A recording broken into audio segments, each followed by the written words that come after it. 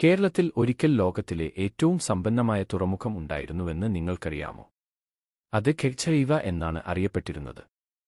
2000 വർഷങ്ങൾക്ക് മുൻപ് ഇത് ഒരു വലിയ അന്താരാഷ്ട്ര വ്യാപാര കേന്ദ്രമായിരുന്നു. ശക്തമായ ജോക്കബ് എഖലോ മുതൽ കപ്പലുകൾ ഇവിടെ എത്തിയത് എന്തിനെന്ന് അറിയാമോ?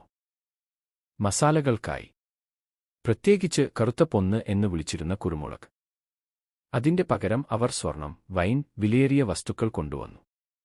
ഇതിലൂടെ കേരളം വളരെ സമ്പന്നമായി. പക്ഷേ ഇവിടെ ഒരു രഹസ്യമുണ്ട്. 14-ആം നൂറ്റാണ്ടിൽ ഒരു വലിയ പ്രളയം നദികളുടെ വഴിമാറ്റി. അതിനൊപ്പം തന്നെ മുസിരിസ് അപ്രത്യക്ഷമായി. യുദ്ധമില്ല, മുന്നറിയിപ്പില്ല, ഒരേ സമയം എല്ലാം ഇല്ലാതായി. ഇന്നും പുരാവസ്തു ഗവേഷകർ അതിന്റെ രഹസ്യങ്ങൾ കണ്ടെത്താൻ ശ്രമിക്കുകയാണ്.